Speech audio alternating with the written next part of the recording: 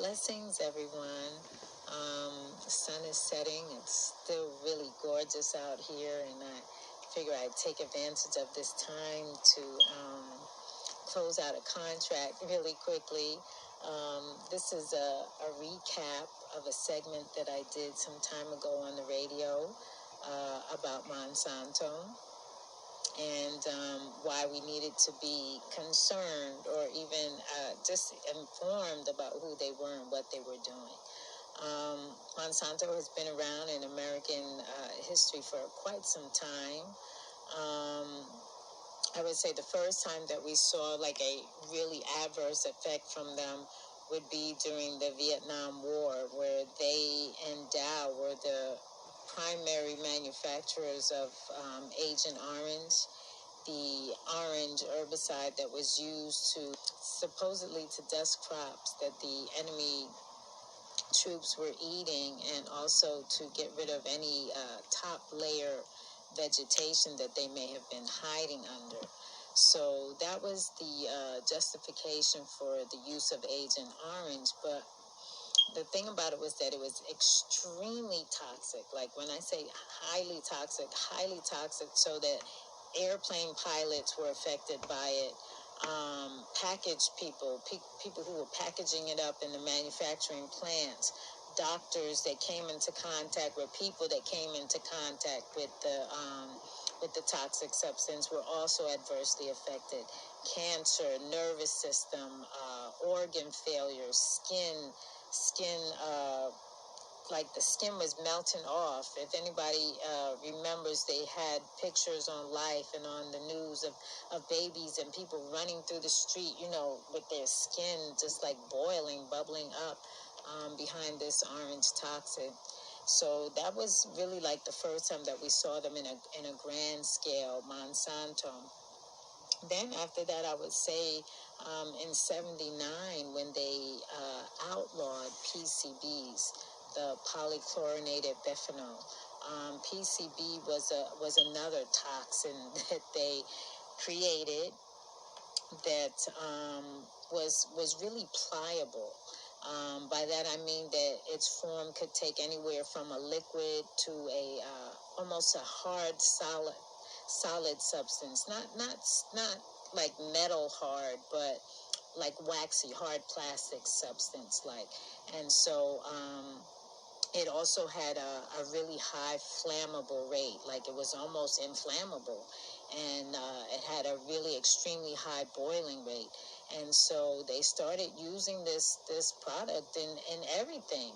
They started using it for buildings. It was used for caulking, for molding, for insulation. It was used for the ballast, the fluorescent light bulb ballast. It was used for switches and voltage regulators, anything having to do with electrical between the 1929 and say 1979 was made with PCBs. It was put in paint. It was put in floor tiles. It was just really, really used in everything. You name it. It was probably made of PCBs. And it wasn't until around the mid-'70s when, people started coming up with cancer and reproductive issues and nervous system failures and organ system failures. And it was all linked back to the PCBs. And so it was outlawed.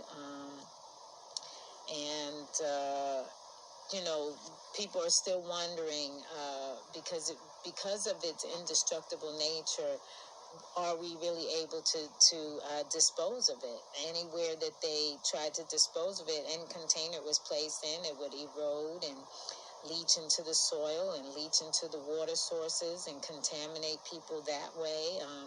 If they try to burn it, it didn't burn and go away. It would burn into these little fine, minute particles and go into the air, and people would breathe them, and it would settle on the water. There's really no way to get rid of it. So although they stopped manufacturing it, there was enough PCBs in the world that I'm pretty sure we're going to be still feeling the repercussions of those for times to come. Like I said, it affected people's reproductive organs, so that's going to affect the following generations. So right after that, I would say like around in the 80s is when they began with their biotechnology. Primarily before that, like I said, they were into herbicides and toxins, chemicals, things like that. They also did sweeteners and sugar things because Monsanto, the name Monsanto came from a big sugar king from Puerto Rico. So, they were into sweeteners and things like that already, but the chemicals, that was their big thing. In 1926, they founded their own town just so that they wouldn't have to abide by any local regulations. They wanted to take their chemicals to the next level, and there's where they came up with the PCBs and Agent Orange and stuff like that. So, but right after that is when they went into the biotechnology. And when I say biotechnology, that's like the bovine growth hormone, the hormone that they administer to cows to have them increase milk production and to have them grow a little bigger so that they would yield a little more meat.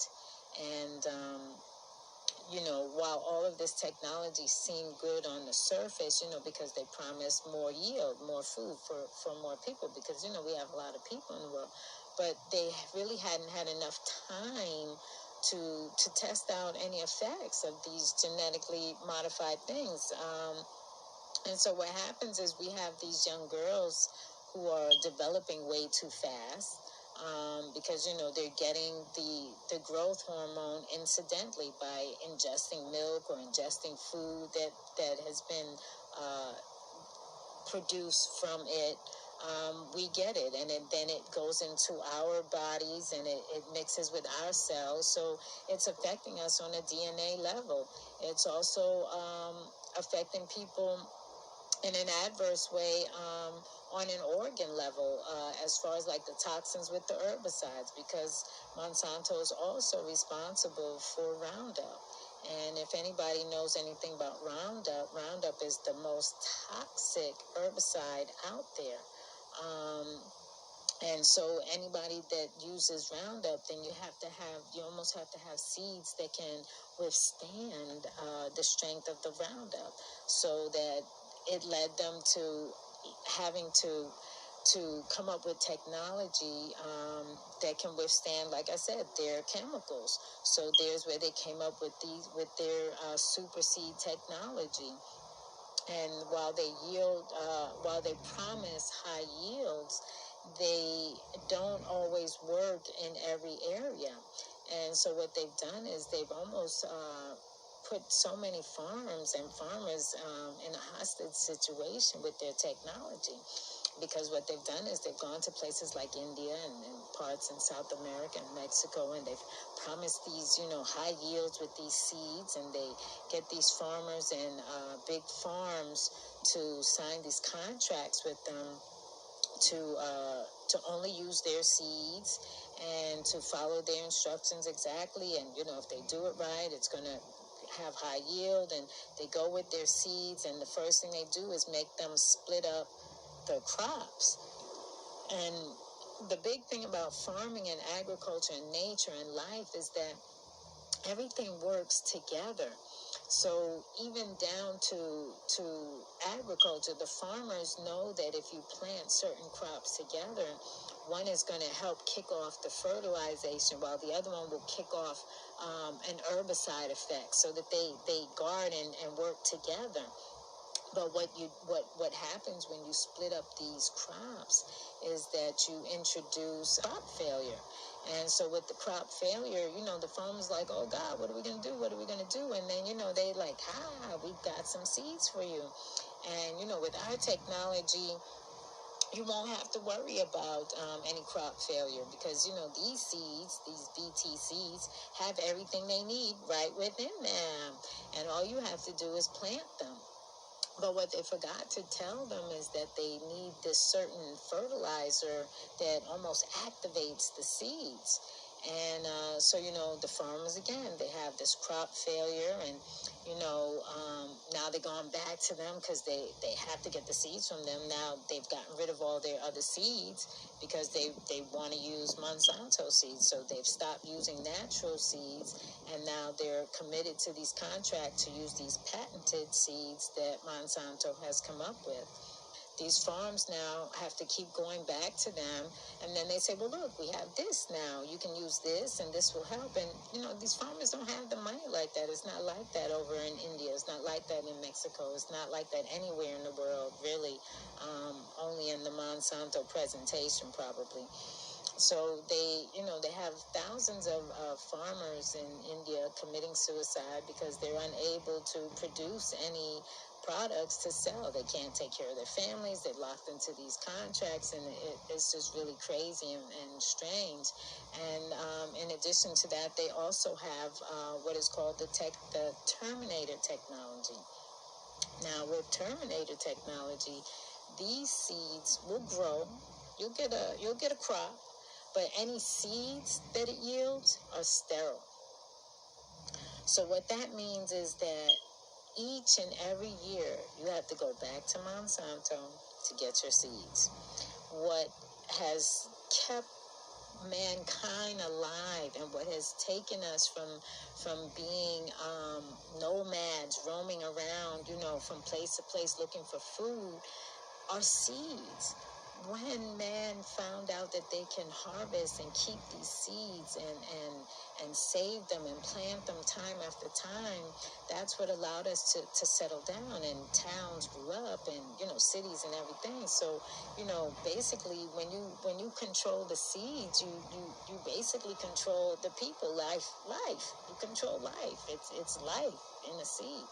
And basically what they've done is they've done away with regular seeds, and they've patented these new seeds. And because they came up with the concept of these genetically modified seeds, they own all rights and royalties to these seeds.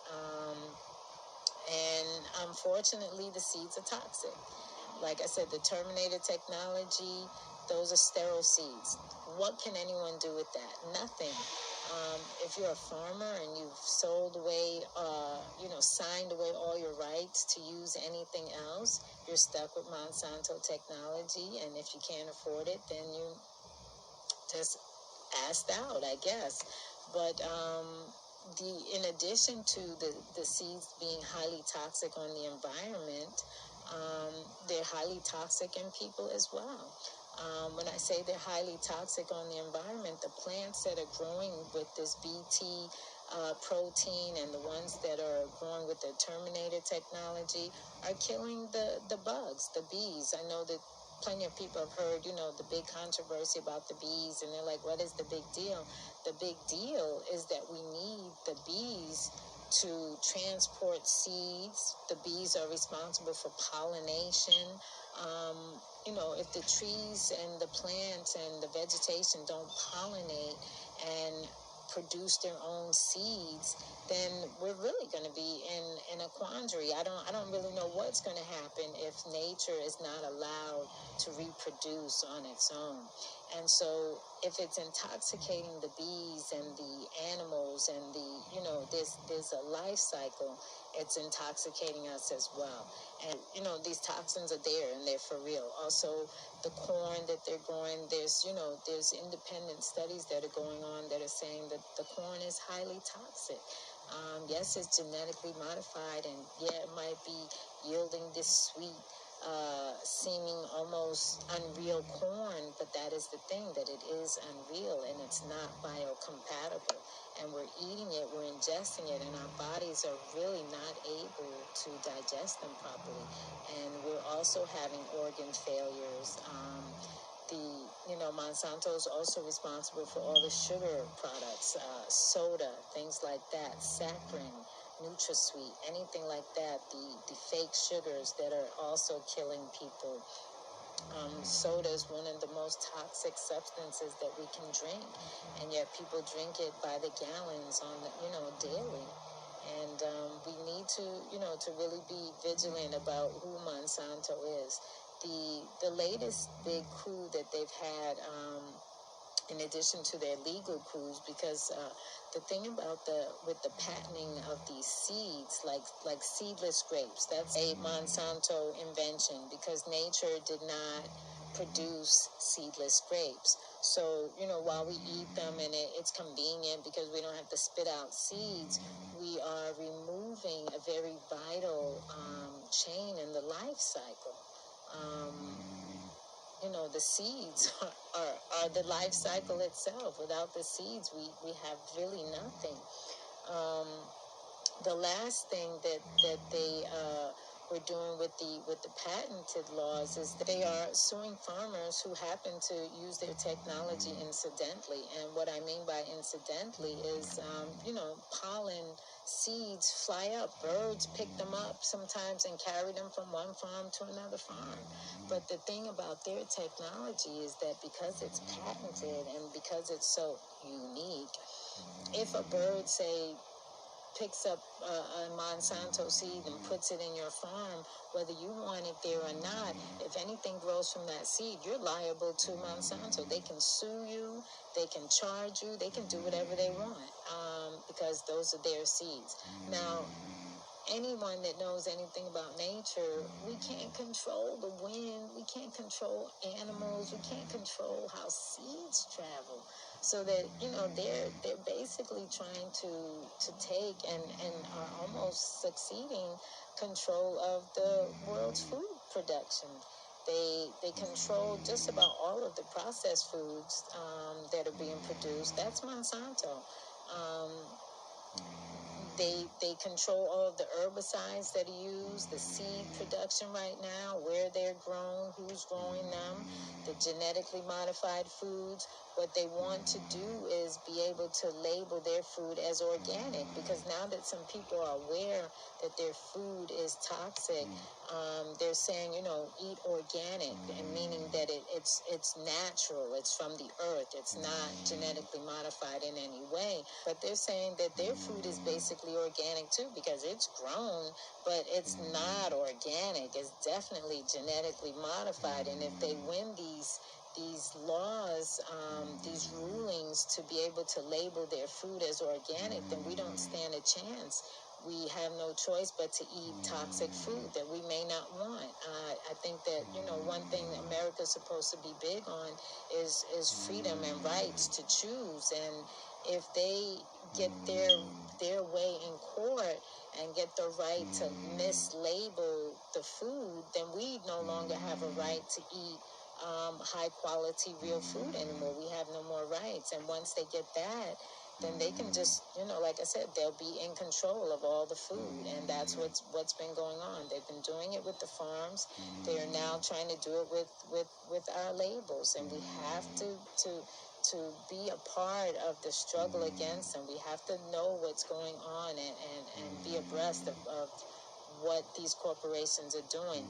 There's lists. You can go and look up a list of all the Monsanto-held companies, and you can be assured that anything that they do make has some type of genetically modified food in it. Not to mention the long list of additives and preservatives. From what I understand, we consume so much preservative food that they're not really having to preserve our bodies with as much embalming as they used to, because we're preserving ourselves with the food that we eat. And only if you're concerned about your right to eat naturally, only if you're concerned about being intoxicated with food that you don't want, then you need to be concerned with what Monsanto is doing. So, basically, that was it. I hope that answered some questions about the big biotech corporation Monsanto. And like I said, this is all information that you can look up online for yourself and do it. inform yourself. We need to know what's going on and what they are doing to us that they claim is good for us. It's not all good.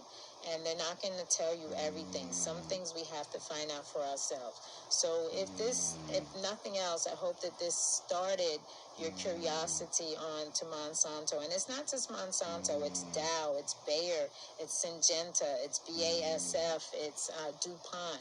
Those are the companies. Look them up and find out what they're really doing to us. And thank you again for watching, and blessings.